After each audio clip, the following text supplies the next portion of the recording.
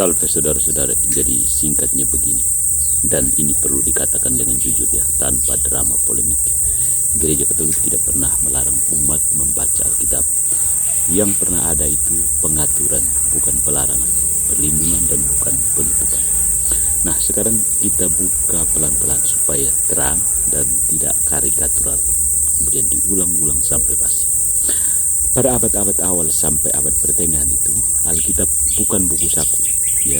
Jadi tulis di tangan di atas perkamen mahal, disalin perlahan-lahan oleh para rahib, dan jumlahnya sangat-sangat sedikit.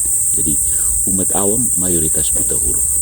So, pertanyaannya bukan boleh atau tidak boleh membaca, tetapi siapa yang mampu membaca, ya kan?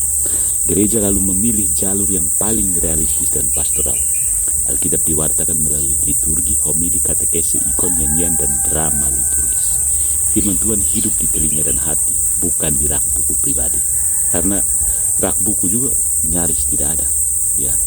Lalu muncul isu yang sering disalahpahami, larangan terhadap terjemahan liar dan penafsiran liar. Pada masa tertentu, gereja memang membatasi peredaran terjemahan Alkitab yang tidak akurat ya, tendensius atau dipakai untuk menyebarkan ajaran sesat. Ini konteksnya penting, ya. Masalahnya bukan bahasa lokalnya, tetapi isi dan tafsirnya. Sama seperti obat, bukan karena obat dilarang, tapi karena obat palsu bisa membunuh. Gereja tahu satu hal klasik, dan ini kebijakan lama, bukan paranoia. Alkitab tanpa penafsiran yang benar bisa menjadi senjata, bahkan iblis pun mengutip kitab suci. Maka gereja sebagai ibu yang realistis berkata seperti ini: bacalah, dengarkanlah, cintailah kitab suci, tetapi jangan memutuskannya dari tradisi dan akal budi gereja. Firman Tuhan bukan milik pembaca paling keras, melainkan milik tubuh Kristus.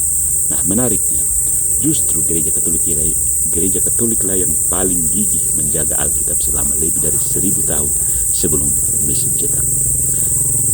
Tanpa para rahib yang menyalin dengan mata lelah dan tangan gemetar, tanpa biara yang menyimpan manuskrip di saat Eropa terbakar perang, tidak akan ada Alkitab yang bisa dibaca siapapun hari ini, ya, termasuk oleh para peneliti.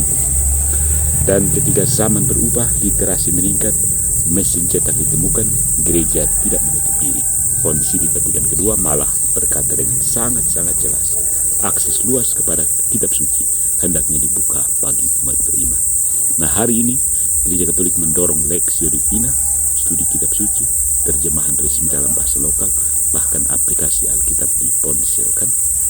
Ironis rasanya kalau masih ada yang berkata gereja takut pada Alkitab, sementara setiap misa Katolik dibangun dari pembacaan kitab suci yang berlimpah ruah.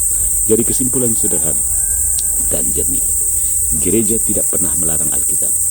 Stop omong itu. Gereja justru menolak Alkitab yang diperlakukan sembarang seperti teman-teman di situ. Firman Tuhan bukan selebaran ideologis. Dia adalah sabda hidup yang perlu dibaca dengan iman, akal, dan komunitas. Katekese yang sehat tidak membenturkan kitab suci dengan gereja. Kitab suci lahir dari gereja, dirawat oleh gereja, dan ditafsirkan dalam gereja. Di luar itu, kuah kosong. Yang tersisa seringkali hanya suara keras, bukan kebenaran yang matang.